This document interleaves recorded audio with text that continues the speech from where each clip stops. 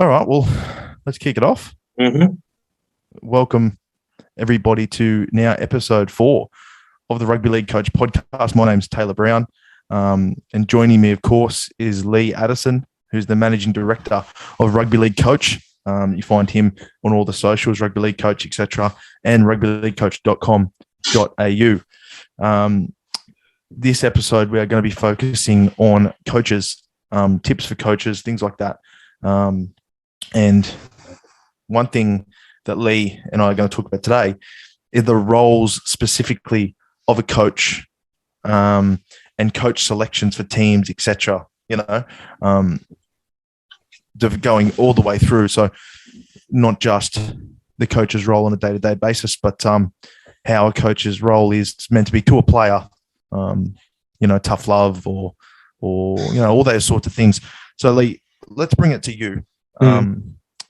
Talk to me a little bit yourself as a coach and where I guess a coach needs to develop their style from somewhere. I know your style. I've played under you. I know you research a lot about coaching. Where did you develop your style of coaching to start off? Let's start there. The first thing I want to mention is I don't think I'm a one-trick pony, and we shouldn't assume that any coach is a one-trick pony. So if we look at the case of Matt McGuire, Tim Sheens has gone on record as saying he wants a development coach. Well, does that mean Michael Maguire can't develop players? Sounds like it. That's what he's saying. Yeah. And then what's the opposite of a development coach? Is that a tough coach? And I think what happened is, whether we like it or whether we don't like it, coaches and players and everyone else gets pigeonholed. And I guess over time, some instances I've been pigeonholed as a tough love kind of coach. I have zero tolerance for misbehaviour and whatnot. I can give you countless examples where I've been the exact opposite, Taylor. So to your question, where did my coaching philosophy or my coaching style come from? I guess you can never hide the person that you are. So I'm a big believer in discipline. Like I believe in the mantra, work hard and play hard. And I firmly believe, and I try and live this, that I try and allow myself some fun when I've earned it. And I firmly believe, for example, if we're looking at, say, a diet, for example, I firmly believe in the philosophy of having a cheat day or a cheat afternoon so that it resets you for the next week kind of thing. So I've always lived my life like that. I guess that's what I was brought up, by my parents, to be as disciplined and then sort of enjoy a bit of the weekend. And that's carried through to my coaching a little bit. I guess, so you can't ever not be the person that you are, right? And I guess that's a lesson for all coaches, be true to yourself. So if you're not a hard ass, don't try and be a hard ass. If you are a hard ass, don't try and avoid being a hard ass, And I hate the fact that it's a binary question. You're either a hard ass or not, or you're not a hard ass. I guess, in terms of my coaching style and my philosophies and whatnot, I'm a massive reader. And I've gone on record several times saying some of the biggest influences on me have been in the rugby league world. People like Vinnie Webb, my old British student coach, who then ran the British side of the game, David Waite, the old Great Britain head coach, and then Des Haslam, Matthew Elliott, and a few others along the way too. There's also a guy called John Kane in there too. I remember when I first started coaching, I was basically a mixture between John Kane and Vinnie Webb, because they were just two of the best coaches I'd had. Player. But then in terms of reading and whatnot, I'd like to say that my coaching style is a bit of a mixture of Alex Ferguson in terms of discipline and control and whatnot, yet having the relationship with players that somebody like a Pep Guardiola or Jurgen Klopp or Jose Mourinho might have with his team. So I think it's quite nuanced, and I think I will say this about myself, but I think I'm quite a nuanced coach. Like I'm going to approach an international team in the emerging nations very differently to I am a schoolboy team that I expect to be fighting for a big title.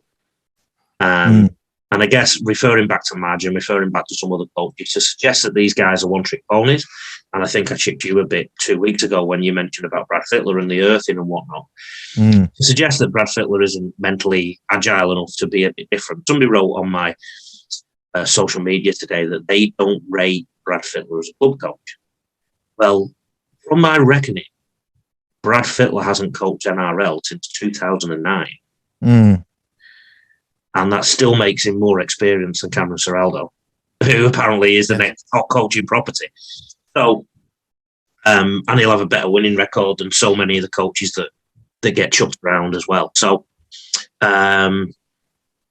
it's an interesting thing. And I mean, I think one of the things I wanted to bring up and talk about was the nuanced nature of coaching. I have been in some deep discussions on social media. I've hit a few nerves, I think. I mentioned Billy Slater a few weeks ago, and some people didn't read the post properly, which happens sometimes, and they sort of on it in a different way. But ultimately, it was all about whether Billy Slater needed coaching experience to be an Origin coach. And of course, now he's won one game. Everyone thinks he's the next Wayne Bennett. But to think that just being a player, even in a good environment, prepares you to do some of the things. And I started to list some of the things today, Taylor, right? And you'll probably add to this too. So first of all, we'll look at the X's and O's, don't we? Mm.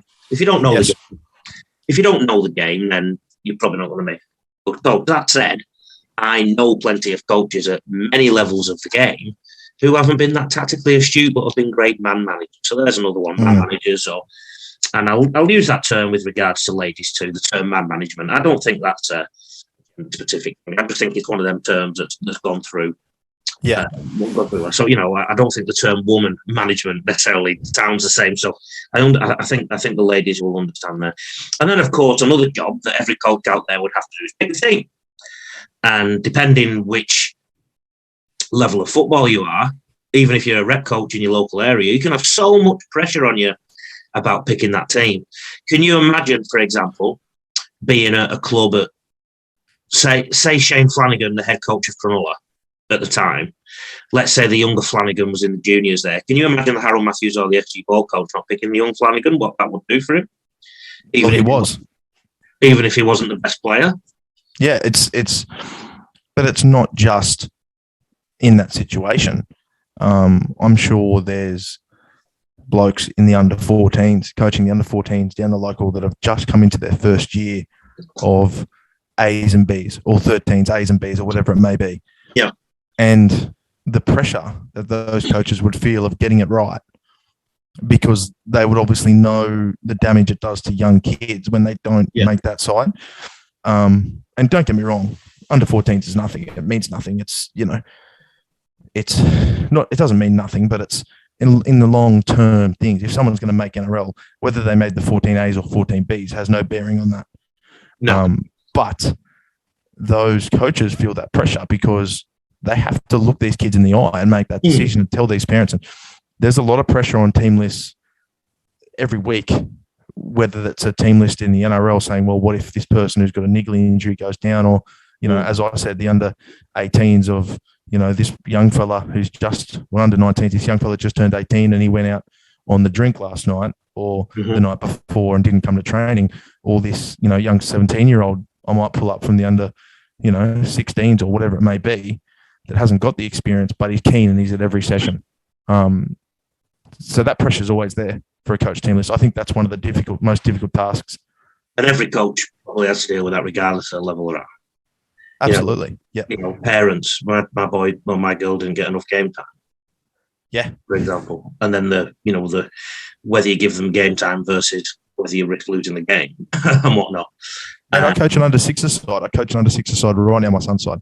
And one of my the thing in the back of my mind all game is how many runs has they had? How many runs has she had? How many runs has he had? All that sort of thing, just to make sure it's even. Because not just to make sure it's fair for the kids, but because if something happened, I know I'd probably have to face a parent afterwards and let them know, why little Johnny or little, Sarah or whoever it is. Little Johnny gets everywhere, doesn't he? Yeah, exactly. By the way, there is no Johnny and Sarah in my side.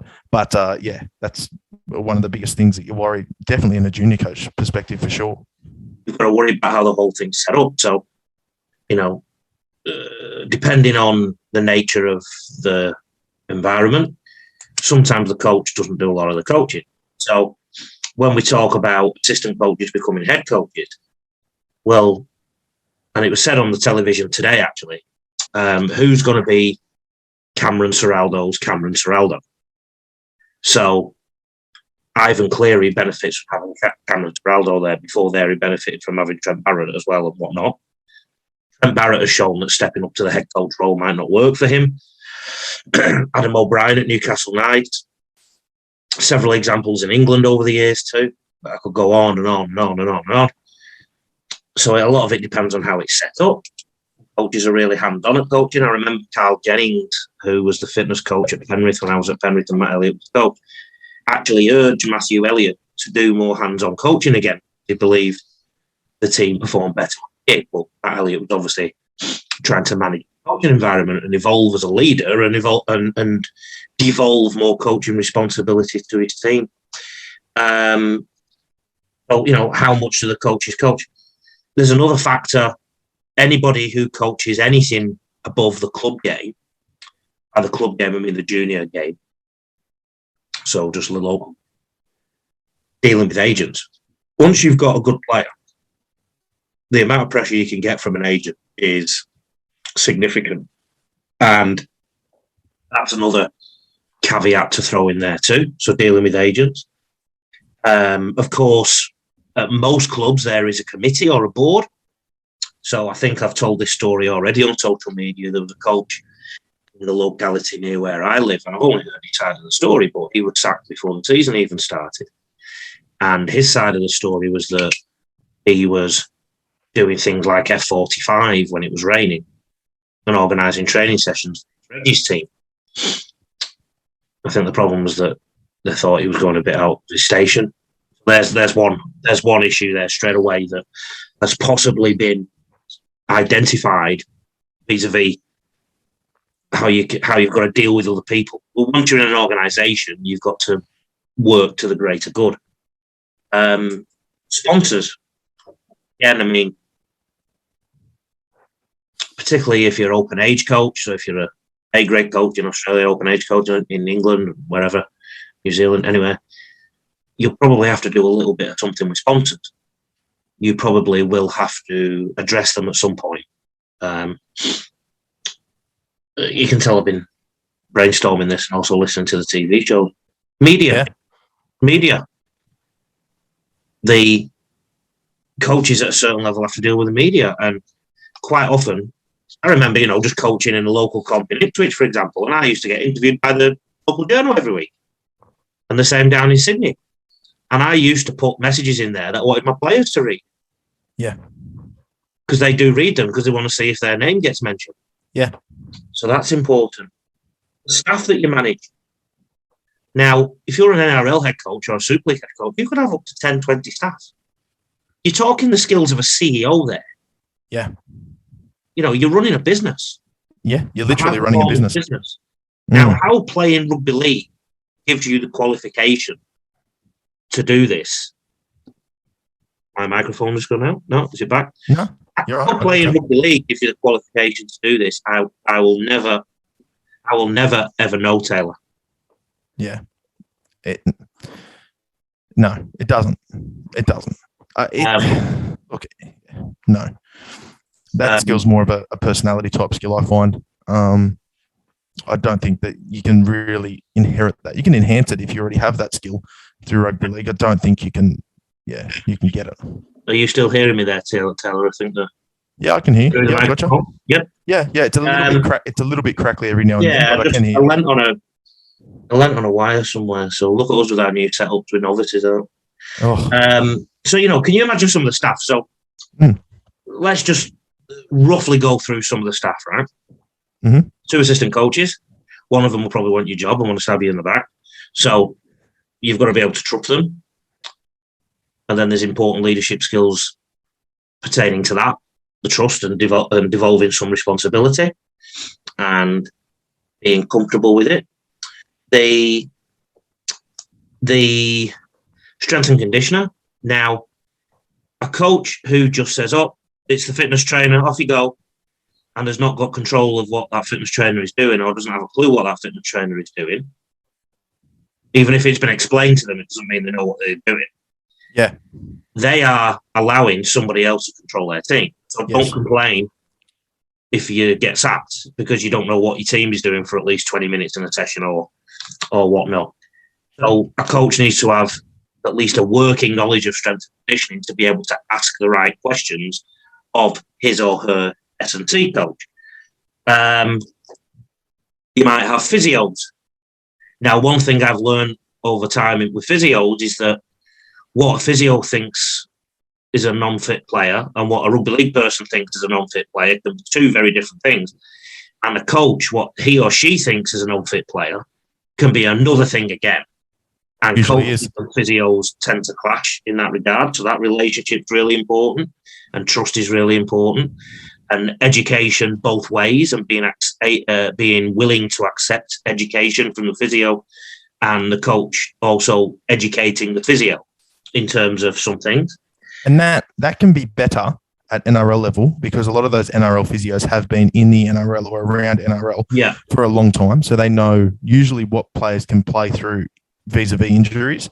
Yeah. It gets really tricky when you're talking your A-grade comp or even at Host Plus Cup. Or a rep scenario. Rep scenario is perfect. Where somebody just turns up and meets the physio that week. They outsource. So the physio's just your local down the road. Obviously, they have a relationship of some sort, but it's not, a pet. Like, for example, if you're talking about the North Devils, it's not a North Devils paid physio that represents Norths only. They're they work at the local and they also, moonlight for the Devils. And that creates massive tension. Interchange, going back to the actual game, coaching your interchange. Looking at the balance of your team, managing the ups and downs of your players and week in, week out from a physical perspective. So periodization, knowing when to go hard on your players, know when to pull away from your players, knowing when to turn the screws psychologically on your players, for want of a better term, knowing when to pick them up, give them a cuddle, knowing when to give them a kick up the ass. That's psychology skills. Again, playing only gives you a rudimentary understanding of that. Players have lives. Players have issues. So a player might break up with their boyfriend or girlfriend, however they may be entertained in their spare time, and that can deeply impact how that player performs. That player can have family problems. That player can be coming from a tough home background. That player could be going through a divorce. That player could be skinned. That player could be thinking they don't get paid enough. That player could be money hungry. These are all issues that come up all the time at certain levels of football. And they happen in different ways at junior levels of football. It's, to think that coaching is just about getting a bag of balls and a few pounds and trotting it all out. What do you say at half time to your team? What do you say? Can't just be expletives. What do you say if they lose?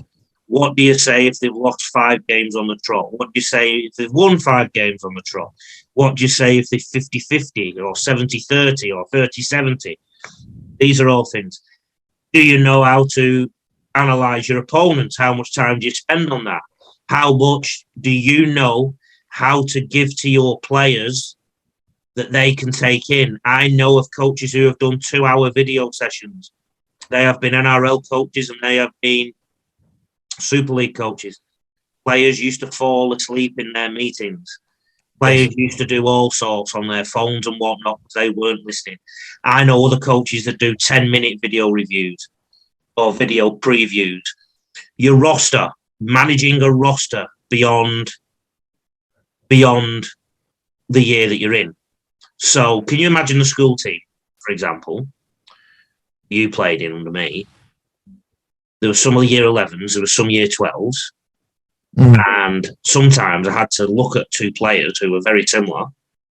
If 2 players were very similar in one position, and one was year 11 and one was year 12, and let's say they're the same height, the same weight, the same everything, I'd often plump for the year 11 one because I'd be able to spend more time with them. So that's a roster management issue, isn't it? Of a different nature. You still hear me? I'm getting a bit worried about this microphone. And No, I can hear you fine. I'll let you know if I can't. Okay. Recruitment. Yeah. Somebody's asked me today, a good coach is good recruiters? And you could argue, yes, they are. If you 90% of the cases, they have to be, unless you're in an NRL system, or a coach at a high level, which is, let's be honest, it's a very, very, very small percentage of coaches in that role. You have to be a good recruiter because you're doing that job. More or less, regardless of whatever level you coach at, you probably do some recruiting, don't you? You probably get players to bring their mates or whatever it may be. Development. So you'll have some players that don't make your team right now, maybe because they're not old enough or good enough. How do you deal with that? Now, and then the other thing is, the coach has to fit the strategic direction of that club. So Tim Sheens has gone on record this week saying he wants a development coach, whatever that is. So clearly, and he called Madge a square peg in a round hole. Now, I'm pretty sure, I don't know Madge, strikes me as a pretty intelligent guy, certainly not dumb. Won a premiership, one of the few coaches who's won a premiership on both sides of the world. To think that he can't improve his development side if he hasn't got one is a fallacy. I mean, yeah, it sounded to me when I heard it very much like a deflection. It sounded like someone who was very particular about getting the limelight off possibly the upper echelon of the club, and you get rid of that person and you blame it all on that person. They didn't have these skills, they didn't have that skills. Yeah. Dealing with politics. Yeah, dealing with politics, it's hard. But if you blame that person for the issues that are in your club at that current time, it's easy. They're gone. You're wiped, you're fresh, you're new. And I guess the pattern we're seeing in NRL clubs over the last, let's say, 4 to 5 years, probably, is 4 to 5 years, is that as soon as it gets tough, the person that always cops the axe is the coach. Yeah. Every single time. Now, I don't think I can name a CEO who's been sacked from an NRL club in the last. The team lost on Sunday. Yeah. Yeah, like the Broncos. Maybe I think they got rid of White. I don't think they did. I think they might have pressured him a little bit internally, but they didn't attack him because he sort of. I remember him staying on a little bit longer than he was meant to as well. Yeah. You're so right, mate. Like, CEOs don't get the punt, even though they are, well, maybe not even CEOs, maybe it's boards. Yeah. The people who appoint the CEO as well that need squaring up a little bit too. I mean, I guess my point to sort of wrap up that element of the discussion, Taylor, is that we've come up with quite a significant list there of jobs. And if you change the subject from rugby league and changed it into, I don't know, say a business selling toilet rolls, right? Why I come up with that, I don't know. But there's a lot of skills there that would relate to that too. Yeah. And to be a business leader of 20 or 30 people, you have to have quite a unique skill set. And I'm pretty convinced that running around on a patch of grass 68 metres wide and 100 metres long for 15 years doesn't fully qualify you. No. So what I was trying to say in my post about Billy Slater was that, one, it's a sad indictment of the coaching system that is the only choice that we have. I could also say that I wish Billy all the best. I think it'd be good. I think all the time that Billy will be a good coach. He seems a really intelligent guy, switched on, got everyone's respect, blah, blah, blah, blah, blah. But there will be things that he does not know that he'll be dealing with. He'll have gone through emotions in Origin 1. The first time he'll have ever gone through the cut and thrust of a match as a coach, where everything was on him, was on the biggest game in the Rugby League calendar. Yes. And let's not kid ourselves too. I know you're New South Wales, so you like me saying this, and I know my microphone is giving a blue light in my face. But New South Wales could have easily won that game, and then Billy would have been questioning whether he could coach or not after round one. So, that's exactly right. We can't say Billy's a super coach or not a super coach based on that. So, I would say that based on what we have seen through of Billy coaching, that he seems like a very good man manager. He certainly got those players ready and primed. You could tell they executed his game plan. Whether he came up with that game plan, whether it was someone else around him, but certainly he seems to be a good man manager. But the list that you've just rattled off, then, and that list isn't extensive, Taylor. It's not, and you could go into detail about every single one of those things. And what I thought of immediately as you were listing them out is literally when you're looking at jobs on Seek or somewhere like that, and it lists out the roles and responsibilities. It is, one of the most in-depth tasks and responsibility lists that I've ever heard. Yeah. It's certainly no walk in the park. Yeah. And to think that, you're right, to think that Billy, was automatically, but there's so many players like that. And you're right in also saying that just because you're a good assistant coach doesn't mean you can do the other half of those things. I've been coached by coaches that were some of the best X and O's type coaches in the world, but weren't the best man managers. Would be a perfect assistant coach in the NRL system. Yeah, there's a lot of them, yeah.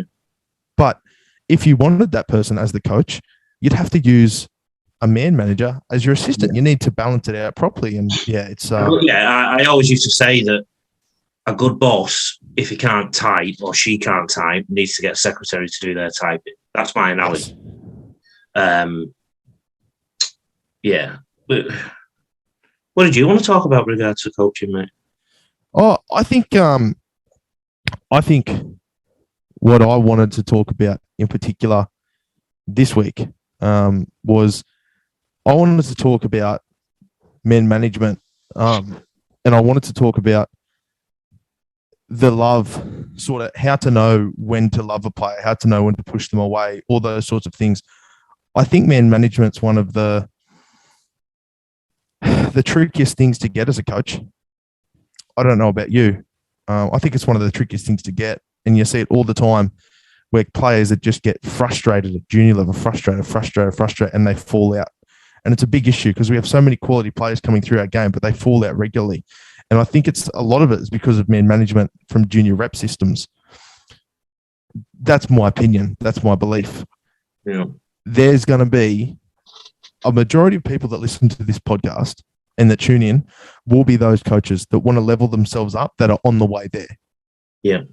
I wanted to talk to you about how important it is and some messages and some take homes that we could possibly talk about for them.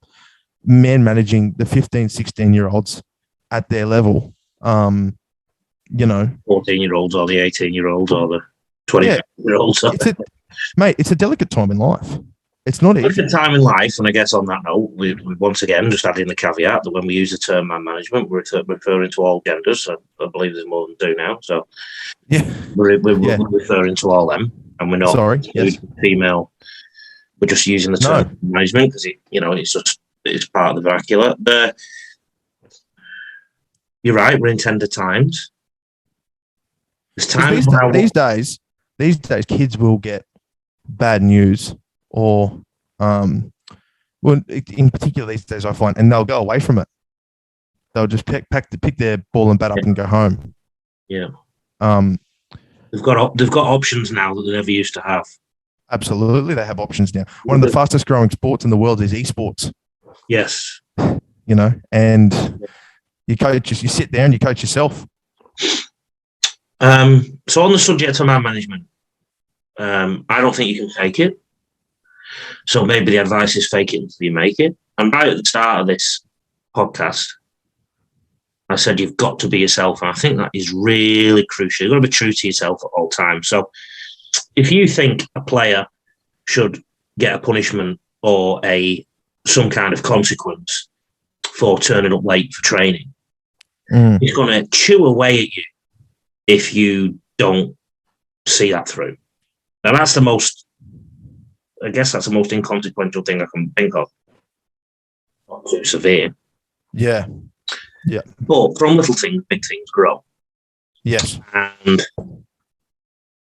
I think, so in terms of my management, I think the key evolution, if you like, that has happened is I think people want to be heard. If you think about social media and the role of social media in our life, everyone's getting heard. Everyone's getting heard. Everyone can now put forth their opinion. And in most cases, they can put forth their opinion without that much back. So I think the big change has been that you've just got to make people think they've been heard.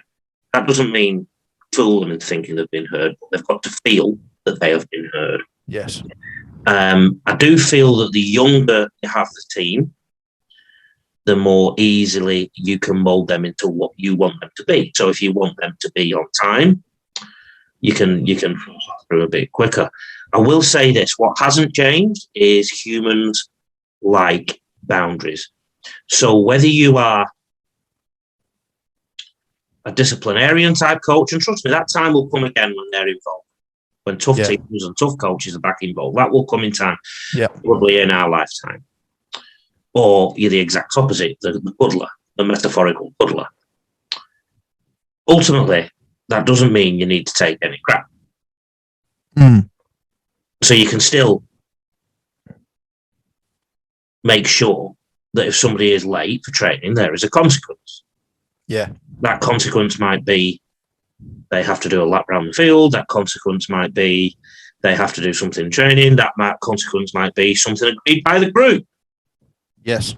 I know one of my coaching mentors who actually told all his players to put how they wanted to play in an envelope on a piece of paper. Yeah. How they felt the game should be played. And he pulled all that together and came up with a game plan.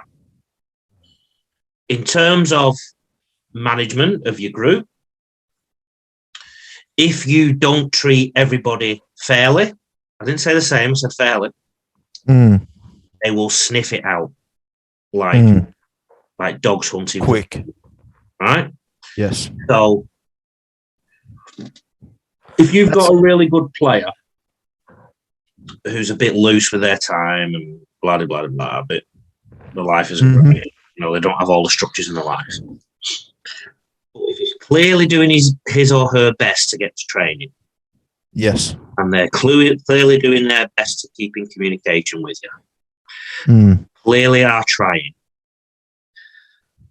your players will understand it if they're getting results out of it, if it benefits them. Yes. But if they're taking the P1SS, they'll sniff that out too. So I guess that's the delicate balance. Have you noticed I've not today you need to tackle this person, or anything like that? I'm not going to shout. I'm not saying that. What I'm saying is you've got to have firm boundaries, and that's it. Sorry, Taylor. I believe that from the womb, we as humans work out boundaries. We work out whether mummy or daddy lets us get away with things. We work out if we cry in front of daddy, he'll ignore us because he's watching the racing. If we cry in front of mummy, she might feed us, or vice versa. That's what we work out as kids before we can even say a word. And I think if you think of any team in any circumstance, any classroom anybody was in as a kid, the first thing you do is you sniff out the coach or teacher and see where their boundaries are. You find out if they're going to take shit or not.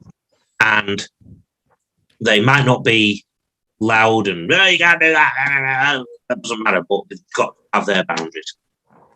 And it might be saying, I don't like the way you treat me, You hit probably my point almost immediately, which is good. It's a good thing. You need the players to sit down and create a covenant now. I believe in rugby league now, especially once you start getting to higher age groups, you need to come together and create a set of rules that are there for everyone. I think that's the key in this day and age to keeping everyone accountable and keeping in line with that cuddle culture. People are more been heard. People have been heard. People are more inclined to understand that they've broken a rule and that they need to be punished or whatever it is, if they've had a brick in the wall of creating that rule set, 100%. they are 100%. way more inclined to understand. And they may not like it. They may not, it may be this or that, but they will understand and they won't throw the toys out of the cot and walk away. And those teams are the ones that usually find more enjoyment in the successes of each other if they hold each other to a standard. I think that's key. And that's why I brought it up. I wanted to hear if you said that yourself. Because my experience is that those teams, the ones that hold each other to the highest standard, not just are held to that standard by their coaching staff, are not only the more successful teams, but they're the closer teammates. The other thing too, I feel that the coach has to control the environment. If you read the workings of Alex Ferguson, he talks about control all the time. Now, his version of control will be slightly different to Jurgen Klopp or Pep Guardiola's or whatnot. I hold them up as two of the best coaches knocking around now in sport. But control is the key. And I guess when I talk about control, when I talk about my coaching style, I think I let my players have freedom, but it's within a boundary that I form. So they're in a box, and it can be quite a big box. I reckon when you played under me, you were confident enough that you could do certain things. You could put your own meat on the bones, but you knew that if you went too far out of it, you'd get a problem come your way. And I guess that applies to management, man management. Yeah. In that sense too, that you give them the freedom. So I'll give you an example, and I love using this example because 9 times out of 10, if you give players you trust, you get it back. If you treat them like adults, you'll get it back, right? 9 times out of 10. Yeah. Not 10 out of 10. I said 9 out of 10. Yeah. When I was the coach of Hull, it was a real unique preparation. A lot of it was done online. That story's been told. One thing I did on the night of the warm-up game, as I said to the players, go out and have a drink together. I said, I have two requirements. Number 1, you stay together. So do everything together. And this was in the Northern Beaches of Manly. I mean, you couldn't think of a better place to go out and see and do things.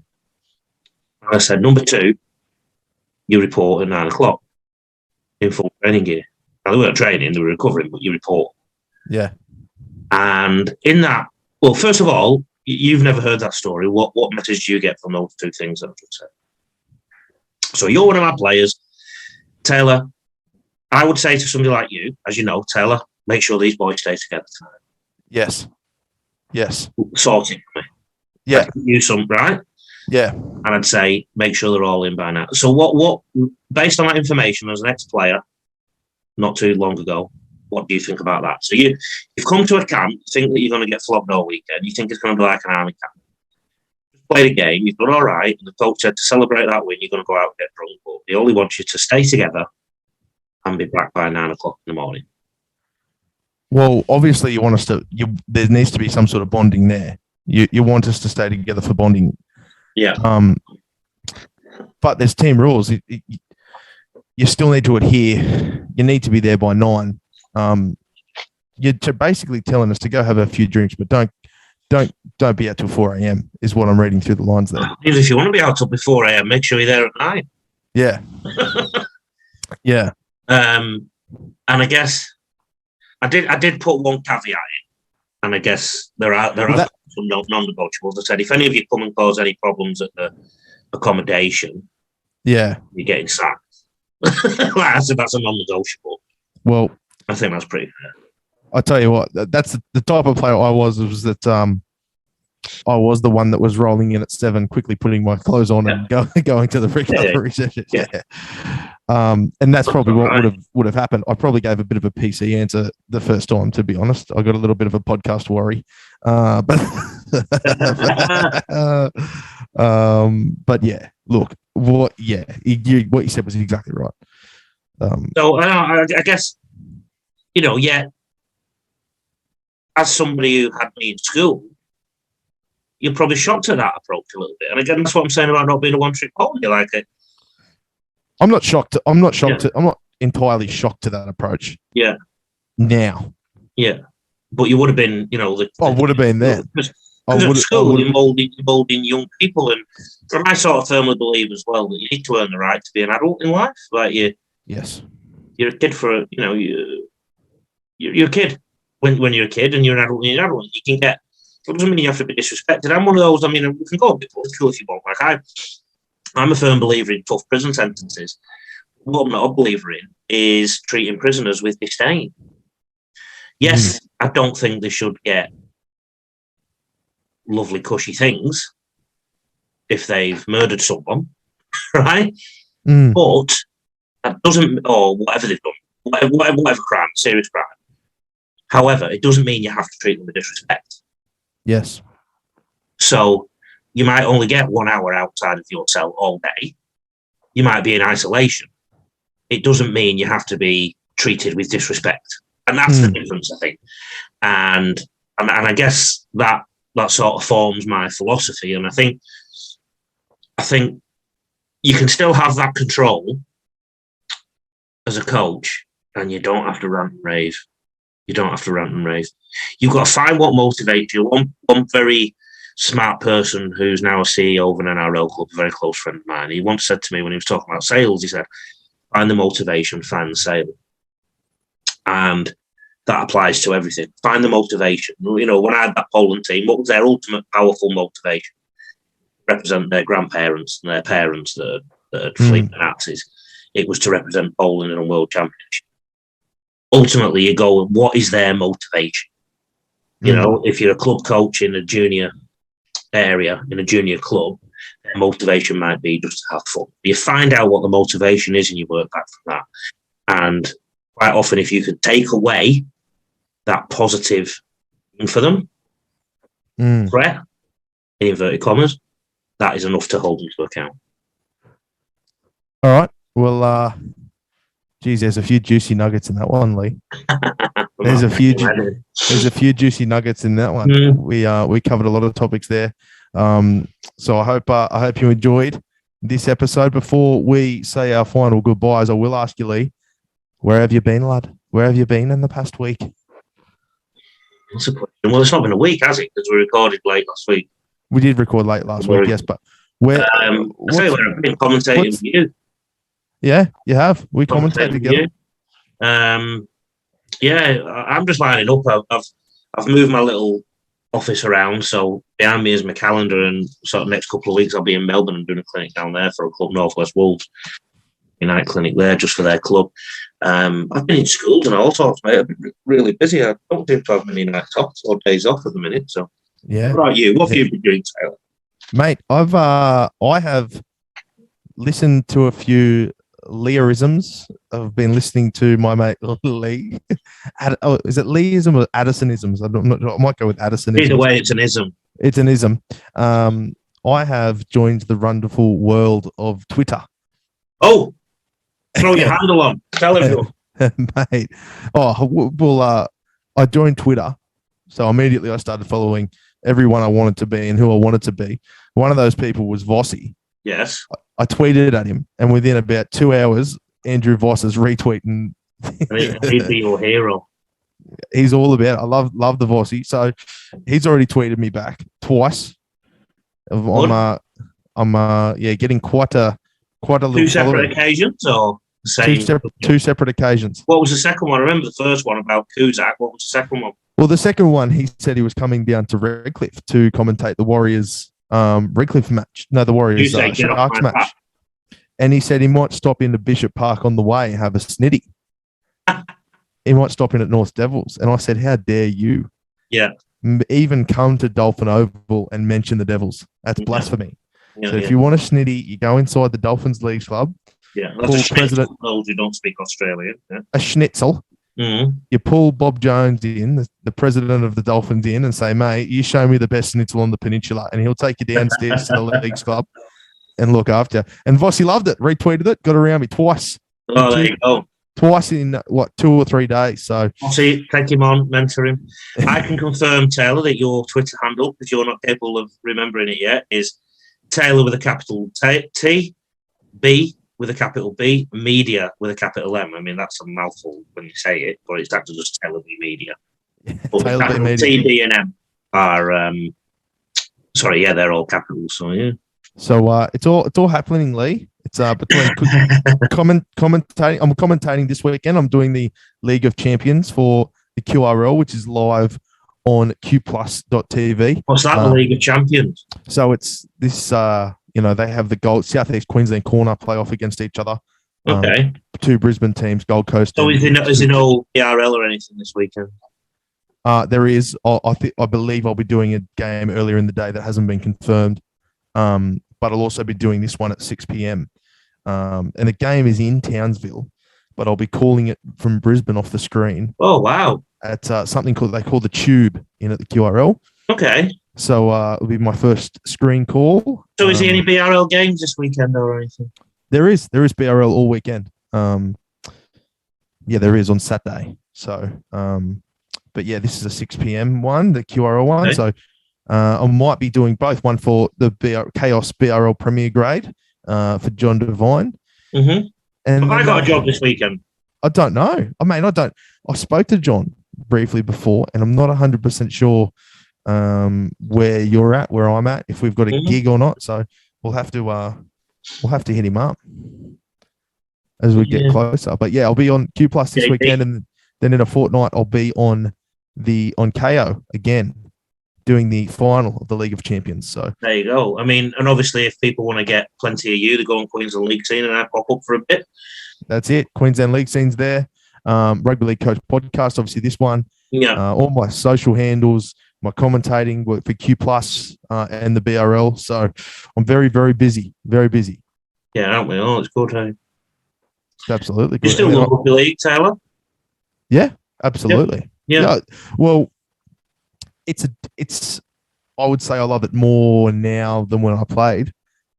In terms of when I played, I loved playing the game. I loved being around my mates, but I enjoy sitting down and watching football more now, retired, than when I did when I played. Yeah. When I played, it was more, I found everyone as competition. Everyone. Yeah. Okay. If I saw, I could watch an under-18 game and I'd see someone carving up and I'd be like, I could have done that. One thing I really fought with as a prop is I actually found it quite boring at times, just like, I've got to run that way, run that way, Quite one-dimensional at times, isn't it? It's not one-dimensional, but in the bigger picture, it's one-dimensional. Like it. I found that playing front row over the course of the last 5 to 6 years has become a lot more enjoyable than when I first started playing front row, because everyone's a ball player now. Every single person on the field's a ball player. So when I first started playing prop, it was more like you run under A, whatever it is, you need to make your meters and get up quick. That's your job, your sole job. Now you're involved in backline movements. Can you imagine telling somebody like Adrian Morley, you've got to stick your right foot in the ground, turn and pass? Can you imagine me looking at Adrian Morley and saying, mate, I'm going to get it at A, I'm going to bump out to C, and I want you to hit a line there? I think the thing for me as well is you want Adrian Morley to pass if you're the defender. Yeah. You don't want to tackle him. Mm. You want Jake Jorovic to pass the ball. I think that's one of the reasons he's not got picked for New South Wales. I think he's a little bit confused about his game. Not that Jake Jorovic is confused.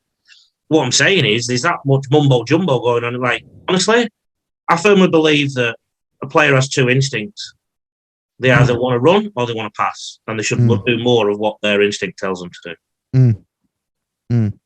Yeah, right. Give the ball to somebody if they're in a better position than them. Yeah, that's rule number one.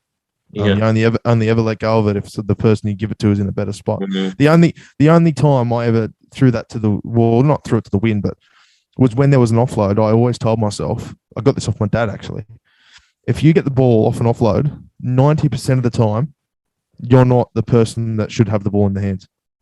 So turn and look for a half, look for a fullback, look for someone that can really take advantage. Oh, you had to apply for the Bulldogs job or something. because Bulldogs, of course, would be a pain. he used to tell me, he said that, the reality is I'm a front rower, and if you're close to the tackle, that's where everyone's alert. If you get the ball and throw it to your left or your right to a half that's standing there, 90% of the time they're going to be in a better spot than you. So the only time where you have to look to pass before you run is if you get an offload. Mate, England have just lost the wicket. Have they? Mm. Are you going to stay up all night and keep watching them lose wickets? Depends how close to get to it. Because the case in 299. Yeah. On the 12 for 1. Or as you Aussies say, 1 for 12. We don't say 1 for 12. We just say 1 for. 1 for, yeah. Doesn't matter how many runs they got. You're 1 for. Mate, this was the longest farewell in the history of podcasts. Yeah, but, it's the chemistry league. And you know what? I kind of don't want to stop using my new podcast setup. Yeah, I'm gonna start a new segment soon. Brownie's beanbag bets, I think. I'll tell everyone who they need a punt on the weekend. Nice one, mate. All right, mate. Well, thank you very much, and I'll see you tomorrow. I'll see you tomorrow night at Queensland League team, but we'll see Rugby League Coach Podcast listeners next weekend.